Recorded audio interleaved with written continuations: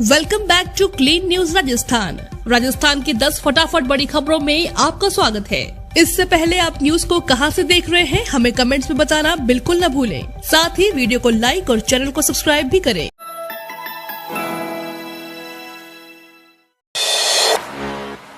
जल जीवन योजना में राजस्थान के इस इलाके ने मारी बाजी। हर ग्रामीण परिवार को पीने का स्वच्छ पानी उपलब्ध करवाने और महिलाओं को दूर से पानी लाने के कष्ट से मुक्ति दिलाने के लिए प्रारंभ की गई जल जीवन मिशन योजना में भले ही राजस्थान का प्रदर्शन काफी खराब रहा है, लेकिन इस मामले में डीडीवाना ब्लॉक पूरे प्रदेश भर में अव्वल रहा है। ग्रामीण क्षेत्रों में घर घर नल कनेक्शन देने के मामले में डीडीवाना ने समूचे प्रदेश को पीछे छोड़ दिया है। डीडीवाना ने पूरे प्रदेश में बाजी मारते हुए प्रथम स्थान प्राप्त किया। वहीं अगर डीडीवाना उपखंड की बात की जाए तो दूसरे स्थान पर भी डीडवाना का ही मौलासर ब्लॉक रहा है। जलदाय विभाग के अधिकारी अभियंता जे.के. चारण ने बताया कि जल जीवन मिशन में डीडवाना ब्लॉक में अब तक 92% ग्रामीण क्षेत्रों के लोगों को नल कनेक्शन उपलब्ध करवा दिए गए हैं, जबकि डीडवाना खंड के ही मौलासर ब्लॉक में 82% ग्रामीण परिवारों को जल कनेक्शन दिए जा चुके हैं। वहीं लाडनू में अब तक 57% लोगों को जल कनेक्शन दिए गए हैं। समूचे प्रदेश में ब्लॉक स्तर पर डीडवाना का 92% लक्ष्य के साथ प्रथम रहा, तो वहीं खंड स्तर पर भी 75% लक्ष्य के साथ अव्वल रहा है।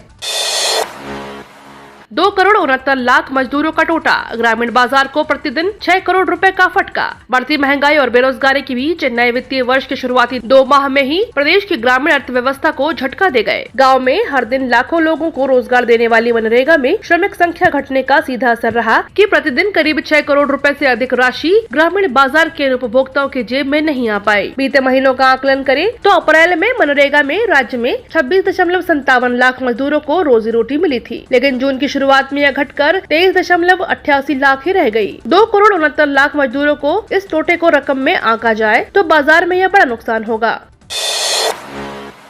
सचिन पायलट का तीनों सीटों पर जीत का दावा। बाड़ाबंदी के चलते कांग्रेस नेताओं का उदयपुर पहुंचने का सिलसिला जारी है। इसी बीच कई नेताओं के साथ उदयपुर आए सचिन पायलट शुक्रवार शाम को दिल्ली चले गए। पायलट 2 दिन दिल्ली रहने के बाद रविवार को वापस उदयपुर आएंगे। माना जा रहा है कि कुछ अहम बैठकों में शामिल होने के लिए पायलट दिल्ली गए हैं। शुक्रवार दोपहर को उनके साथ राज्यसभा प्रत्याशी प्रमोद तिवारी भी उदयपुर आए थे। इस दौरान पायलट ने राज्यसभा में कांग्रेस को तीनों सीटों पर जीत का दावा किया। पायलट ने कहा, सभी क्षेत्रीय दलों के विधायकों ने सरकार का समर्थन किया है। सरकार ने भी निर्दलियों को अच्छी जगह दी। 3.5 साल तक जिन लोगों ने कांग्रेस का समर्थन किया है वो किसी भी कीमत पर खिलाफ वोट डालेंगे संभव नहीं। हम भारी बहुमत से तीनों सांसद बनकर आएंगे। तीनों उम्मीदवार पर्याप्त बहुमत से जीत कर जाएंगे। अगर इन 2 बड़े सरकारी बैंकों में है आपका खाता तो निकाल लीजिए धन। सरकार का बड़ा ऐलान। भारत में निजीकरण की मांग तेजी से बढ़ रही है। एक तरफ मोदी सरकार के द्वारा रेलवे और अन्य चीजों को निजी हाथों में सौंपने की बात कही जा रही है। इसी बीच एक और खबर सामने आई है जिससे कुछ लोगों को नुकसान झेलना पड़ सकता है। जानकारी मिली है कि देश की 2 सरकारी बैंक जल्द ही प्राइवेट हो सकते हैं। इनकी बोलियां अब कई कंपनियों के द्वारा लगना शुरू हो गई हैं। सूत्रों के मुताबिक मिली जानकारी के अनुसार सितंबर तक इन बैंकों का निजीकरण के हाथों में सौंप दिया जाएगा, तो दूसरी ओर सरकारी कर्मचारी भी इसके विरोध में लगातार हड़ताल कर रहे हैं।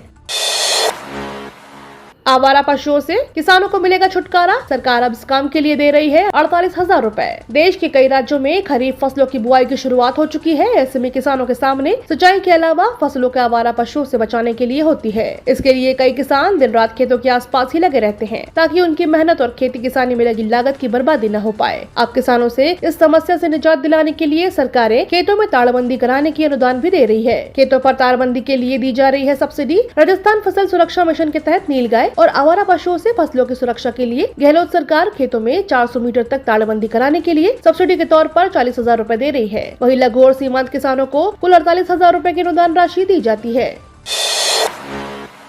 रसोई गैस सिलेंडर पर खत्म हुई सब्सिडी। महंगाई की मार झेल रहे आम लोगों के लिए एक बुरी खबर है। रसोई गैस के सिलेंडर पर राहत की उम्मीद कर रहे लोगों को इस खबर से निराशा होने वाली है। सरकार ने बिल्कुल साफ कर दिया है कि अब उज्ज्वला योजना को छोड़ एलपीजी सिलेंडर पर किसी भी प्रकार की सब्सिडी नहीं मिलने वाली है। बाकी सभी कैटेगरी के ग्राहकों को बिना सब्सिडी वाले रेट पर ही एलपीजी सिलेंडर खरीदना होगा। ऑयल सेक्रेटरी पंकज जैन ने इस बारे में स्थिति साफ करते हुए बीते दिनों एक प्रेस कॉन्फ्रेंस में कहा कि जून 2020 से एलपीजी सिलेंडर पर कोई सब्सिडी नहीं दी गई है। इस मामले में एकमात्र सब्सिडी दी जा रही है जिसका ऐलान वित्त मंत्री निर्मला सीतारमण ने किया था। जैन ने कहा, कोविड महामारी के शुरुआती दिनों से ही एलपीजी सिलेंडर खरीदने वालों को कोई सब्सिडी नहीं दी जा रही है। उसके बाद से सिर्फ एक ही सब्सिडी है और वह है उज्ज्वला योजना के लाभार्थियों के लिए है। खेत में सिंचाई पाइपलाइन के लिए मिलेगी 60% सब्सिडी। आजकल भूमिगत जल स्तर लगातार नीचे जा रहा है। किसानों के लिए बोरिंग लगवाना आर्थिक रूप से काफी महंगा साबित होता है। यदि नलकूप खुदवा लिया तो इससे खेतों में पानी ले जाने के लिए पाइपलाइन की जरूरत पड़ती है। ऐसे में अनेक किसान अपने खेतों में कम समय रहते पानी नहीं दे पाते हैं। इससे फसल की उत्पादकता घटती है। लेकिन अब किसानों को सिंचाई की चिंता करने की जरूरत नहीं है। खासतौर पर राजस्थान की बात करें तो यहाँ की अशोक गहलोत सरकार ने किसानों के लिए सिंचाई संबंधी कई योजनाएं संचालित कर रखी है। इन्हीं योजनाओं में प्रमुख है सिंचाई पाइप योजना। बता दें, राजस्थान सरकार के सिंचाई पाइप योजना का लाभ उन किसानों को मिलेगा जिनके पास स्वयं के नाम भूमि स्वामित्व हो और कुएं के पास सिंचाई के लिए पंप सेट है। इसके अलावा ऐसे किसानों को भी योजना के अंतर्गत आवेदन करने का हक होगा जो दूसरे किसानों के नलकूप से पानी लेते हैं। इनको संबंधित किसान से सादा कागज पर लिखवा कर देना होगा कि वे उससे पानी सप्लाई ले रहे हैं।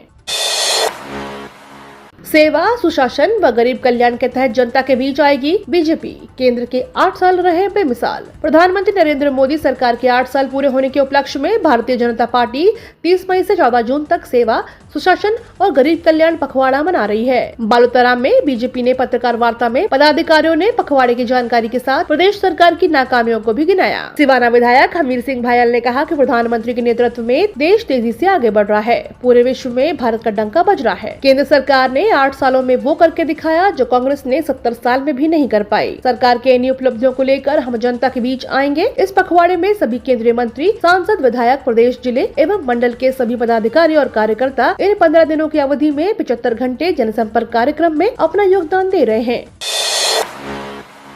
मॉनसून से पहले बनाए जल हौज, सरकार से मिलेगी 90,000 रुपए की सब्सिडी। कुछ ही दिनों बाद मॉनसून आने वाला है। किसानों को वर्षा जल का संग्रहण करना चाहिए ताकि उन्हें साल भर सिंचाई के लिए पानी उपलब्ध हो सके। इसके लिए किसानों को अपने खेत में जल हौज का निर्माण करना चाहिए। जल हौज निर्माण के लिए सरकार की ओर से सब्सिडी का लाभ किसानों को प्रदान किया जा रहा है।